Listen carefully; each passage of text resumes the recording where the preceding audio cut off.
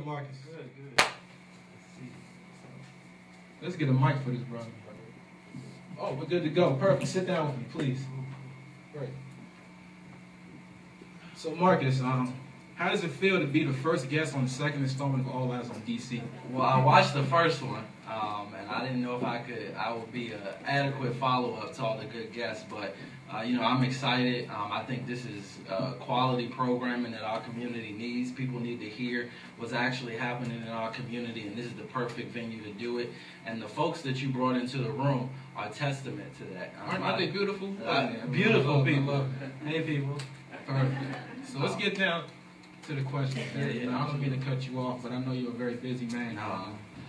Please, first of all, just tell me, explain for us your journey in politics, from your first interest to now.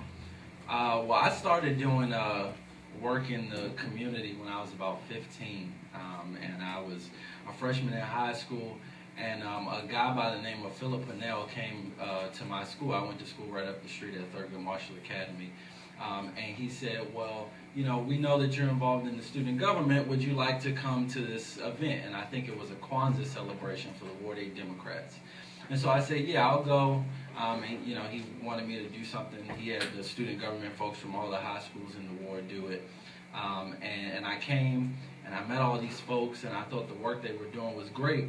And so I kept coming to the meetings, and I came to the meetings, and then I ran for the executive committee of the organization. And so long story short, at 19, I got to become first vice president of my ward's Democratic organization. At 19 years old, what was that? 19, that's wonderful. Let's give right. a brother a hand. Thank you. And so when I say I was 19, think about an organization like the Ward 8 Democrats, where the average age of people on the executive committee, let alone the membership, the average is between 50 and 60 years old.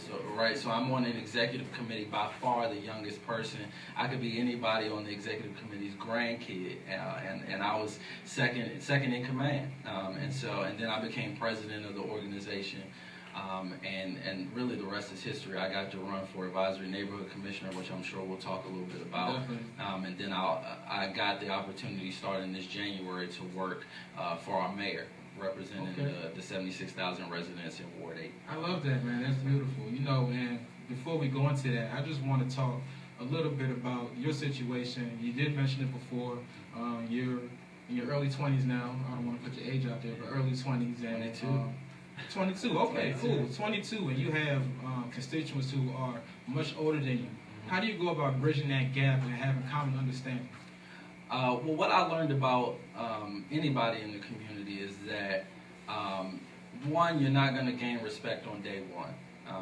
I've lived in this community, I grew up here, people know me, but when you're put in a position to work on behalf of the people, they're not going to respect you on day one. And what really gains folks respect in community work is commitment, consistency, and doing your job well. And so I realized in whatever position I was in, I had to be consistent and I had to do my job well. And over the course of time, people will start to respect the work you do more. And because I had a commitment to my community, folks will say what they want, that I was too young, that I should be doing something else, that I should leave it up to the older folks or wait my turn. But I had a commitment to the folks in my community, and so I showed my consistency and I worked harder than everybody else, and that's what really gains the respect. I respect that, and let's talk about just the state of millennial leadership in this city. You have yourself, you're an ANC commissioner. Allison Carpenter, she's a Howard student and an ANC commissioner as well. What message do you want to give the millennials about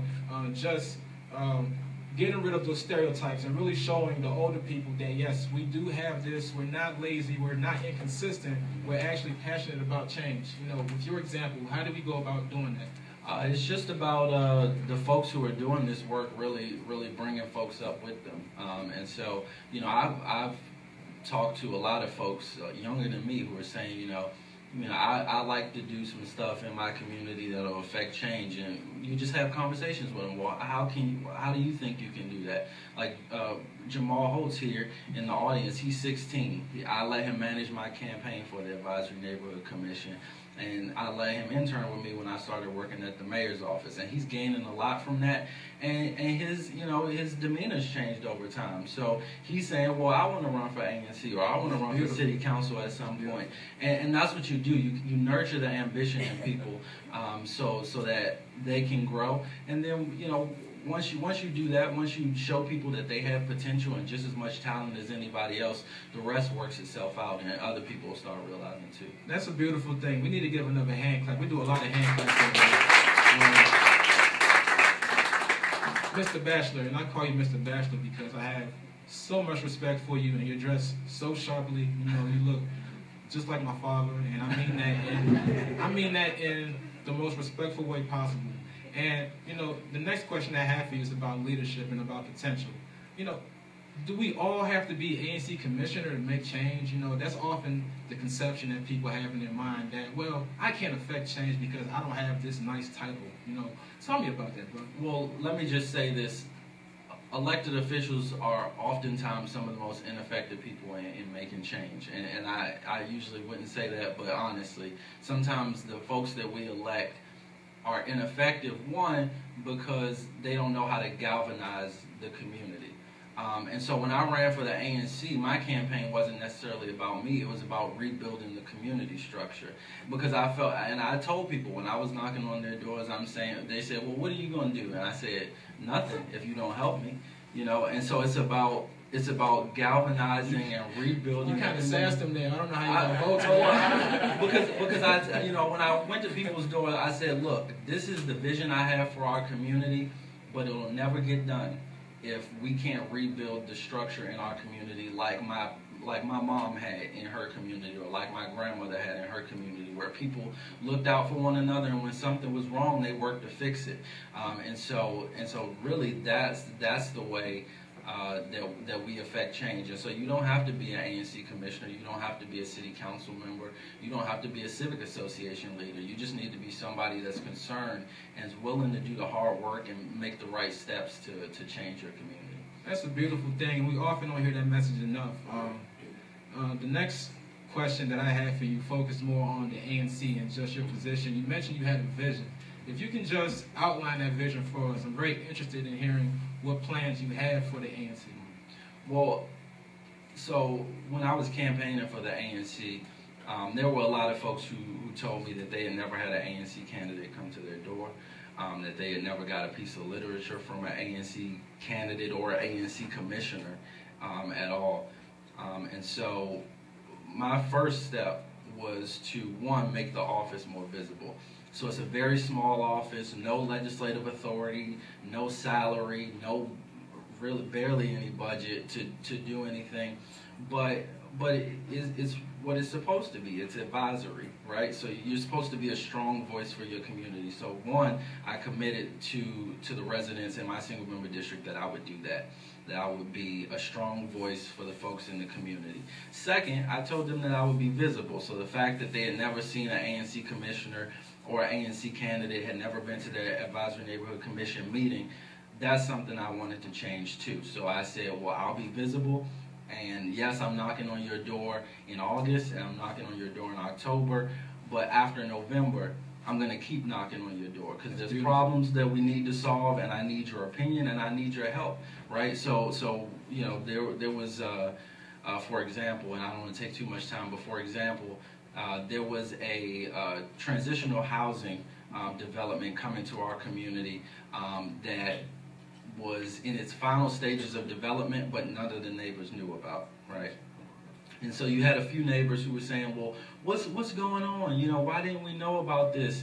And there were all these rumors and misconceptions swirling around the neighborhood that these folks were gonna, you know, make the sky fall down and the neighborhood was gonna burn up, and it was just this big thing that was knocked out of proportion.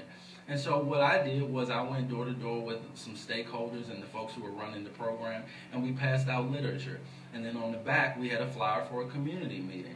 And so let me tell you, in a single member district of 2,000 people, where only about 300 people voted in my election, the amount of folks who will come to a community meeting that you ask them to come to is slim to none. So my first single member district meeting was 5 people.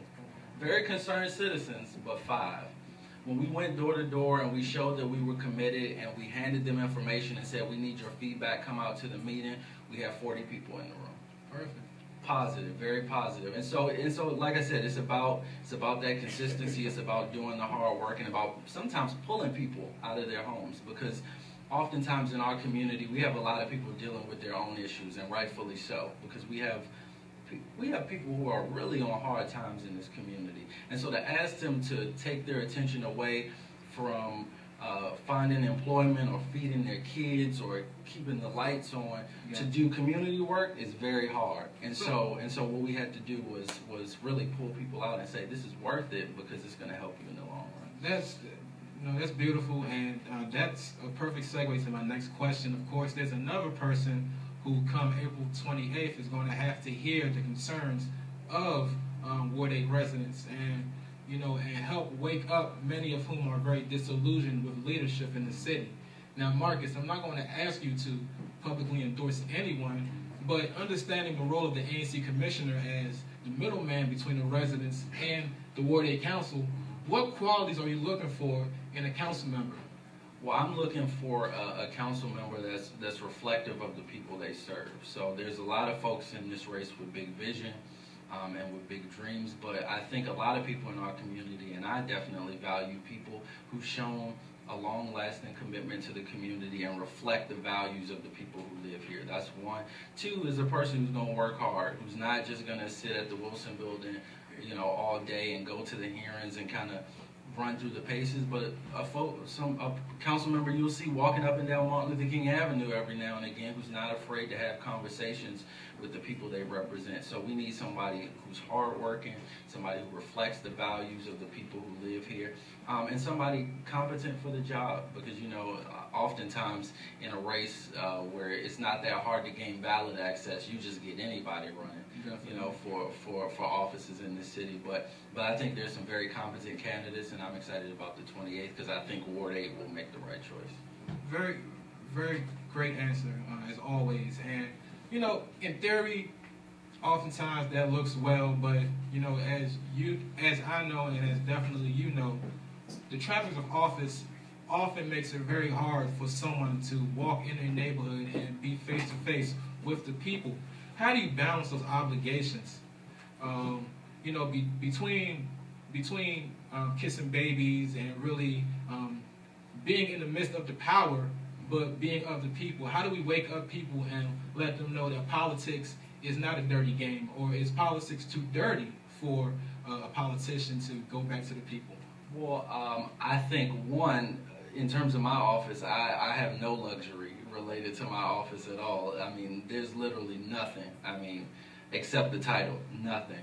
But for somebody who may be on the city council and making a 6-figure salary, and has this big ornate office, and sometimes it does get to people, but there's folks who like power, and there's folks who genuinely love, but we have to have people who will use their power to express their love, right? So passing on that power to the people that they love.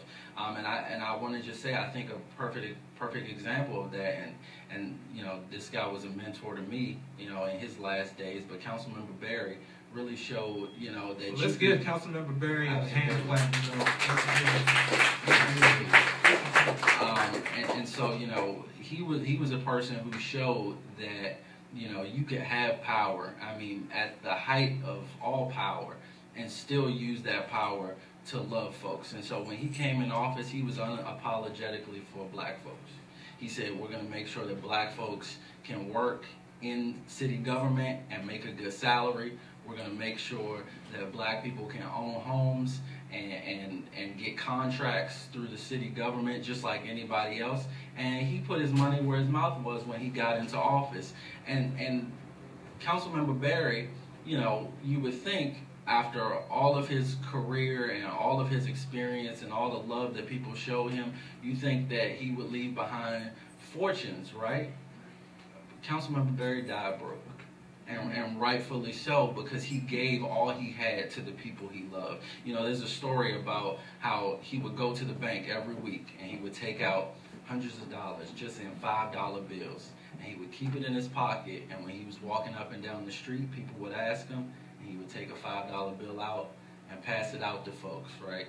And at the end of the week, he didn't have any money left. And that's the kind of love that he showed for people. And so if you can use that power to express your love for the people who feel like there's no love coming from public officials, you're in the right place. And I think there's some folks like that, but we definitely need to make that the standard in public service. That's beautiful. One more question for you, and you know, I know we can talk for a long time, but if you can just keep this message short. What's your message? No offense at all, it's just that you're a busy man. But how do we reassure Ward 8 residents that with all the change that's happening around DC, and when that change reaches its shores and full-fledged, that they will not get shortchanged? Because it has happened before, honestly. People are moving into Ward 9, aka PG County, you know. So what's going to happen here? And you know, how do we balance those concerns? Well, the real issue is that, you know, people who don't advocate for themselves aren't going to have advocates when the decisions are being made. So, I mean, my best advice for folks in this community, and I say it every day, is we have to be our strongest advocates, because oftentimes we don't do the things that we're supposed to do to make sure that when the decisions are being made, people have us on their minds. So we got to go out and vote on the 28th in every election, not just presidential. Every single election. We got to go down to the city council and testify at hearings, at budget hearings, and we got to make sure that when decisions aren't being made in our favor, that we go and pack the halls of Congress or the halls of the city council and make sure that folks hear our voice. Markus Batchelor, everyone. Very grateful for this interview for All Eyes on DC.